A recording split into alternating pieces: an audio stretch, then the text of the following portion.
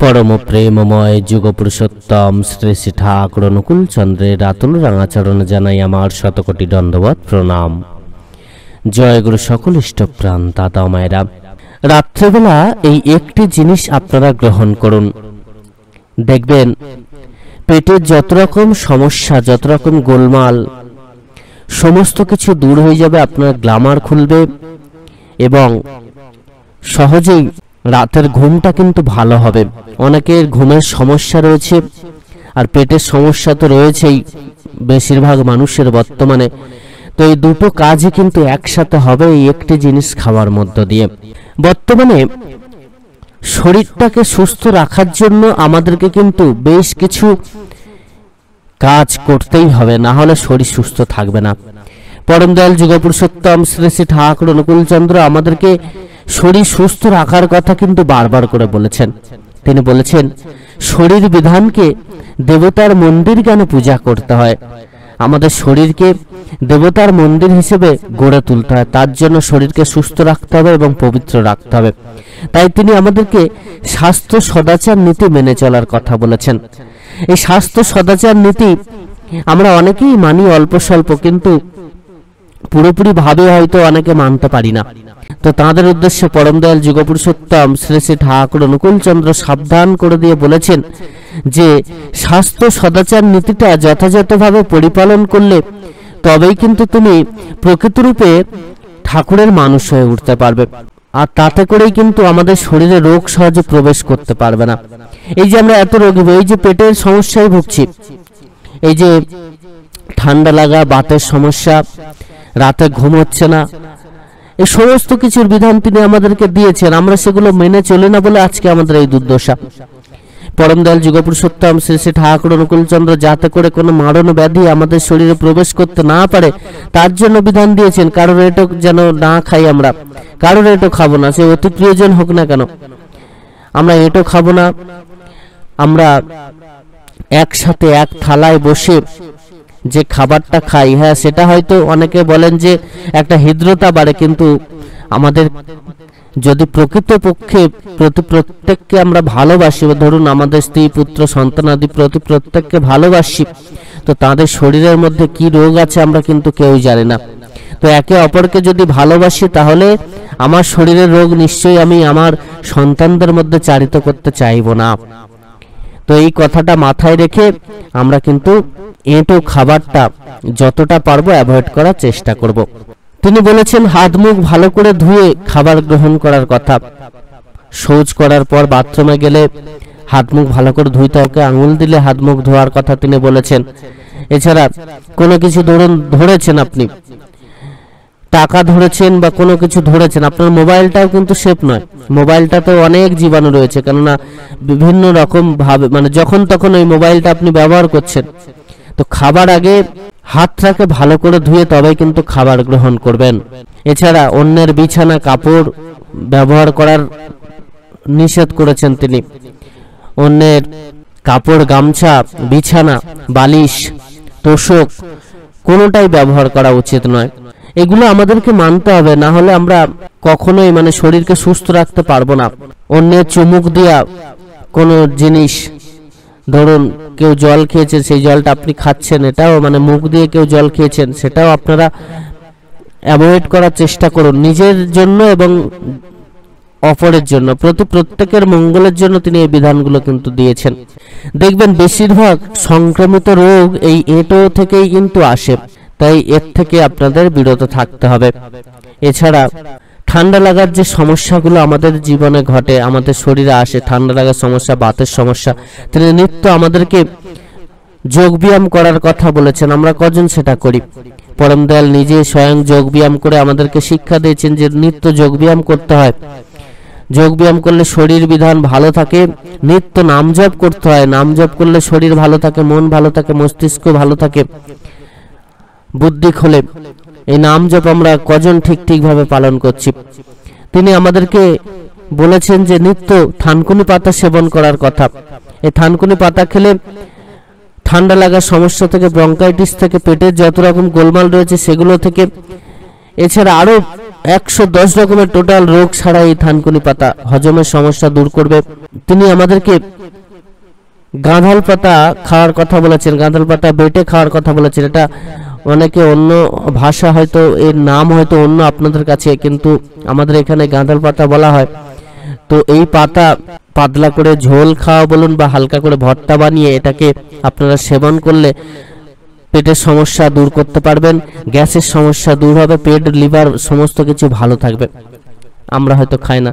থানকুনি পাতাকে আপনারা তরকারির সাথে ব্যবহার করে খেতে পারেন, বেটে এটাকে হালকা করে ভেজে নিয়ে ভর্তা মতো করে এটাকে তরকারির সাথে খেতে পারেন বা ভর্তা করেও খেতে পারেন। এটা আমাদের শরীরের জন্য খুব উপকারী। এছাড়া তিনি আমাদেরকে সাত্বিক খাবার গ্রহণ করার কথা বলেছেন। এই সাত্বিক খাবারটা গ্রহণ করা লাগে শরীরকে সুস্থ সবল রাখার জন্য। ঠাকুর বলেছেন যে যখন আপনারা রান্না করবেন তখন কিন্তু মনটাকে শুদ্ধ রাখতে হবে। যেমন মনে রান্না করবেন তেমন সেই খাবারটা যারা যারা গ্রহণ করবেন সেই মনের অধিকারী হবেন। আপনি রাগান্বিত হয়ে রান্না করছেন, ওই খাবারটা যারা যারা গ্রহণ করবেন তাদের মনে রাগ সঞ্চার হবে। তাই তো ঠাকুরের নাম জপ করতে করতে আমাদেরকে রান্না করতে হয়। মায়েদেরকে এটা বিশেষভাবে পালন করা কিন্তু দরকার। এই খাবারটা তখন পবিত্র হয়ে যায়, প্রসাদ সমতুল্য হয়ে যায়, সাত্বিক আহারে পরিণত হয়। এবং অতি অবশ্যই যতটা যারা আমিষ আহার গ্রহণ করেন যতটা পারবেন নিরামিষ আহার গ্রহণ করা, সাত্বিক আহার গ্রহণ করতে হয়। অনেকেই আছেন আমিষ আহার গ্রহণ করেন, বেশিরভাগ দিন কিন্তু নিরামিষ আহার গ্রহণ করার চেষ্টা করুন এবং আস্তে আস্তে এটাকে ছেড়ে দেওয়ার চেষ্টা করুন আমিষ আহারটাকে। যারা শরীরের অযত্ন করেন, শরীরের যত্ন নেন না, যখন যা খুশি খাচ্ছেন, পেট খালি রাখছেন, সকাল থেকে কিছু খাচ্ছেন না, একেবারে দুপুরে গিয়ে খাচ্ছেন, জলটা কম খাচ্ছেন, বা হয়তো দেখবেন রাত্রেবেলা অনেক উত্তেজিত খাবার খেয়ে নিচ্ছেন, অনেক বেশি পরিমাণে খাবার খাচ্ছেন, এগুলো আমাদের শরীরের জন্য অত্যন্ত ক্ষতিকর। এই অনিয়ম কিন্তু আপনার শরীর নেবে না, এক সময় শরীর আপনার সাথে এর শোধ কিন্তু তুলবে। তাই অনিয়মটা করবেন না, শরীরের যত্ন নিতে হবে, খাবারটা ঠিক টাইমে খেতে হবে। সকালবেলা একটু হেলদি খাবার খাওয়ার চেষ্টা করতে হবে। তিনি আমাদেরকে ছোলা, বাদাম, আখের গুড় এগুলো খাওয়ার কথা বলেছেন। যাদের সুগার নেই, যাদের ইউরিক অ্যাসিডের সমস্যা নেই, তারা এখন থেকে এগুলো খাওয়া শুরু করুন। বিশেষ করে অল্প বয়স্ক যারা ছেলেমেয়েরা আছেন তারা কিন্তু এগুলো অতি অবশ্যই খাবেন। যারা নিরামিষ আহার গ্রহণ করেন অতি অবশ্যই গ্রহণ করবেন। তিনি আমাদেরকে ভাত পাতে তিলবাটা খাওয়ার কথা বলেছেন। তিলবাটা অতি অবশ্যই আমাদের খেতে হবে, বা তিলের নাড়ু, তিলের বড়া এগুলো করে খান। এগুলো আমরা অনেকবার ভিডিওতে আলোচনা করেছি, এগুলো গ্রহণ করতে হবে। এছাড়া আজকে একটি বিশেষ জিনিস খাওয়ার কথা তিনি বলেছেন, যেটা আমরা আলোচনার মধ্য দিয়ে জানার চেষ্টা করব। আমরা যদি নিত্য যাদের পেটের সমস্যা রয়েছে আপনারা কিন্তু অতি অবশ্যই রাত্রেবেলা ঘুমোতে যাওয়ার আগে এক হচ্ছে দুটো নিয়ম মানতে হবে। এক হচ্ছে ঘুমটা মানে রাতের খাবারটা আপনাদের 8:30টার মধ্যে কি 9টার মধ্যে খেয়ে নেওয়ার চেষ্টা করতে হবে। যদি সব থেকে ভালো হয় 8টা থেকে 8:30টার মধ্যে যদি রাতের খাবারটা খেতে পারেন, তারপর একটু বই পড়লেন, একটু হাঁটাচলা করলেন, একটু গল্পগুজব করলেন, করার পরে তারপর আপনারা ঘুমোতে যাবেন। 10টার মধ্যে শুয়ে পড়ার চেষ্টা করা ভালো। 10টার মধ্যে শুয়ে পড়বেন, 11টার মধ্যে যেন আপনার ঘুমটা এসে যায়। 10টার মধ্যে ঘুমিয়ে পড়তে পারলে খুবই ভালো। তো ঘুমটা আমাদের পর্যাপ্ত হওয়া দরকার। এই তাড়াতাড়ি যারা কাজের মানে কাজ সারা যাদের হয়ে গেছে, যারা অনেকের আছে রাতে ঘুম আসতে চায় না, তারা কি করবেন, নাম জপ করুন। নাম জপ করতে বসুন বা বই পড়তে বসুন, বই নিয়ে পড়ুন, দেখবেন ঘুম এসে যাবে অটোমেটিক। এটা করুন। এবং রাত্রেবেলা ঘুমোতে যাওয়ার আগে অতি অবশ্যই একটি কাজ করবেন, সেটা হচ্ছে ইসবগুলের ভুসি। আমরা প্রত্যেকেই সেটা জানি। ইসবগুলের ভুসি আপনারা শুকনো খেয়ে 1 গ্লাস জল খেয়ে নেবেন, গরম জল, উষম গরম জল খেয়ে নেবেন। ইউকম জল যেটাকে বলা হয়, উষম হালকা গরম জল খেয়ে নেবেন। এবং অতি অবশ্যই রাত্রেবেলা একটি তামার বাটিতে বা পাথর বাটিতে হালকা গরম জল নেবেন, তাতে ইসবগুলির ভুসি দেবেন, সামান্য পরিমাণে চিয়া সিডস দেবেন, সামান্য পরিমাণে সোনা পাতা, যেটা আপনারা যে কোনো ভুসিমালের দোকানে পেয়ে যাবেন বা যে কোনো মুদি দোকানে কিন্তু পেয়ে যাবেন। এই সোনা পাতা ভিজিয়ে দেবেন এবং সামান্য পরিমাণ আপনারা শুকনো আমলকি ওর সাথে ভিজিয়ে দেবেন। আর আপনারা জোয়ান ওর সাথে দিতে পারেন, কিছুটা পরিমাণ জোয়ান ওর সাথে দিতে পারেন। দিয়ে সকালবেলা সকালবেলা ওই জলটা আপনারা কিন্তু প্রত্যেক দিন খাবেন। দেখবেন যে যখন পেট একদম পরিষ্কার হয়ে যাচ্ছে তখন ওটা বন্ধ করে দেবেন। সপ্তাহে 3 দিন এটা খান। যাদের খুব সমস্যা পেটের তারা সপ্তাহে 7 দিন খান। যাদের অল্প সমস্যা তারা সপ্তাহে 3 দিন খান। যেই দেখবেন যে পায়খানা পরিষ্কার হচ্ছে, আপনার পেট পরিষ্কার হয়ে যাচ্ছে, ওটাকে বন্ধ রাখুন। আবার পরের সপ্তাহে 3 দিন খান, বা একদিন ছাড়া ছাড়া এটাকে গ্রহণ করুন, সবথেকে ভালো।